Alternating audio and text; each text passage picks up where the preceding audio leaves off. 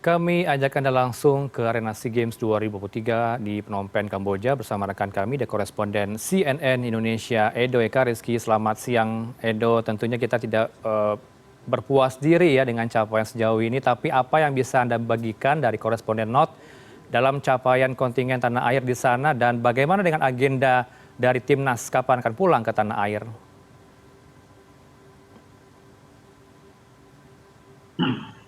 Ya, selamat siang Heranov.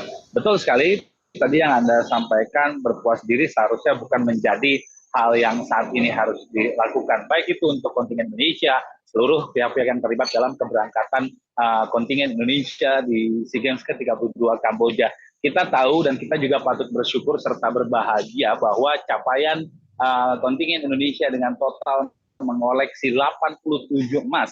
Ini merupakan capaian terbaik yang pernah ada selama 10 tahun terakhir ikut sertaan Indonesia dalam ajang SEA Games ke-32 Kamboja. Medali emas monumental juga akhirnya didapatkan oleh Indonesia melalui cabang olahraga sepak bola setelah 32 tahun menunggu datangnya medali emas dari cabang olahraga sepak bola ke tanah air. Malam hari tadi memang menjadi malam yang bersejarah bagi Indonesia, khususnya bagi sepak bola Indonesia, dan juga menjadi penutup manis capaian kontingen Indonesia di SEA Games ke-32 Kamboja. Bahan evaluasi ini sudah disampaikan baik itu oleh Komite Olimpiade Nasional, Menpora, dan juga seluruh pihak-pihak yang terkait dalam keterlibatan mereka di perjalanan Indonesia menuju ke SEA Games ke-32 Kamboja. Tentunya ini ke depannya diharapkan bisa menghasilkan output yang bisa mengembangkan olahraga Indonesia. Karena kalau kita bicara bagaimana Indonesia berkiprah di SEA Games dalam beberapa waktu terakhir, sebenarnya meskipun ini capaian terbaik, paling tidak secara prestasi kita itu tidak jelek-jelek amat dalam keikutsertaan kita di SEA Games ataupun di pesta olahraga Asia Tenggara. Memang saat ini kita mencapai prestasi yang tertinggi, namun ada beberapa hal yang sebenarnya harus dibedah dalam artian untuk mendapatkan cabang olahraga mana saja yang harusnya menjadi prioritas setelah hasil dari SEA Games ini, dan cabang mana saja yang seharusnya menjadi prioritas untuk bisa dievaluasi dan juga ditingkatkan lagi dari segi prestasi. Kita mengetahui ada beberapa cabang olahraga yang kemudian menjadi juara umum dalam ajang SEA Games kali ini seperti wushu, pencak silat, tenis, dan juga kita bisa berbicara banyak pada olahraga gulat.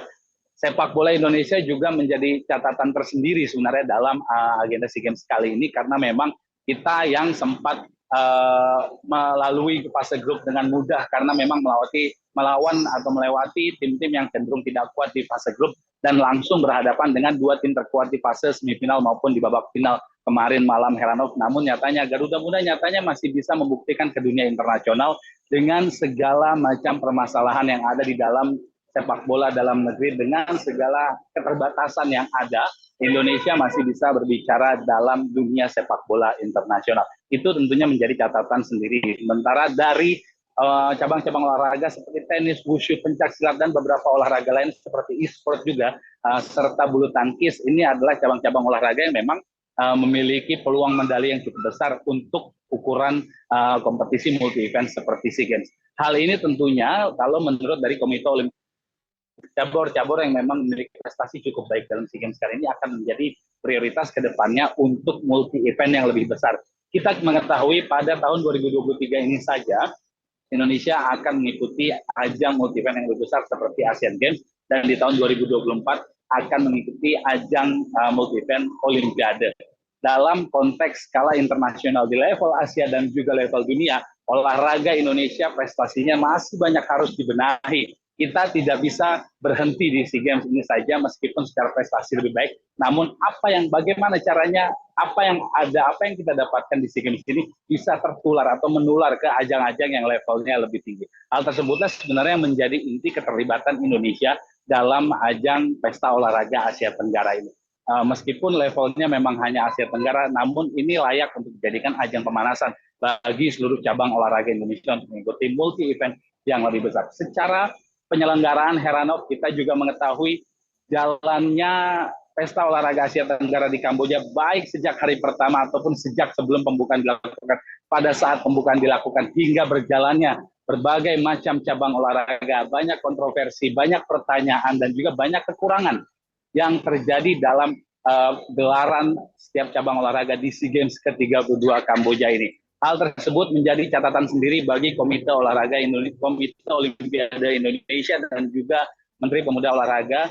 2 tahun lagi ajang SEA Games akan kembali digelar di kota di Thailand, dan tentunya apa yang menjadi kekurangan di ajang SEA Games kali ini akan dirapatkan oleh negara-negara ASEAN untuk tidak terulang kembali di ajang SEA Games selanjutnya. Meskipun ini hanya ajang pemanasan, namun setiap negara ternyata berharap agar ajang SEA Games ini tentunya tidak hanya menjadi ajang pemanasan, namun bisa meningkatkan kualitas kompetisinya agar bisa memberikan output positif bagi atlet-atlet yang ada di Asia Tenggara. Beberapa kekurangan seperti mungkin masalah naturalisasi atlet-atlet yang bergabung dalam beberapa cabang olahraga untuk mengikuti SEA Games ini akan didiskusikan untuk dibuat aturan jelasnya. Karena sejauh ini Heranov tidak ada aturan jelas berapa banyak sebenarnya pemain naturalisasi yang bisa digunakan oleh sebuah negara untuk masing-masing cabang olahraga itu sendiri, dan juga mengenai aturan-aturan penentuan cabang olahraga yang akan dipertandingkan dalam setiap SEA Games ini tentunya perlu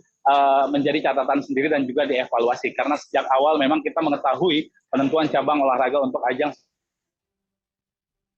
dan menjadi hak dari tuan rumah. Jadi paling tidak ke depannya dari Indonesia sendiri berharap agar penentuan cabang olahraga ini bisa berdampak pada akses untuk cabang-cabang olahraga yang bisa diikuti di event yang lebih tinggi seperti Asian Games maupun Olimpiade. Namun secara keseluruhan Heranov, dengan penutup manis dari cabang olahraga sepak bola, Indonesia saat ini bisa bernafas lega bahwa olahraga Indonesia masih bisa menunjukkan tajinya, paling tidak di level Asia Tenggara. Kita harapkan dan juga kita doakan agar hasil yang dicapai pada ajang SEA Games kali ini tidak hanya berhenti di sini dan memberikan output yang positif untuk olahraga Indonesia di level yang lebih tinggi, Heranov. Baik, dari ajang sepak bola SEA Games, Indonesia mendapatkan emas sebagai penutup manis tentunya, seperti yang Anda katakan, juga menjadi bahan evaluasi untuk ajang-ajang berikutnya, apalagi ada SEA Games di Thailand pada 2 tahun mendatang, dan juga ajang Asian Games, yaitu dan juga ajang Olimpiade. Terima kasih untuk koresponden Not Anda pada siang ini bersama kami di Happening Now. Ada koresponden CNN Indonesia Edo Ekariski langsung dari Kamboja.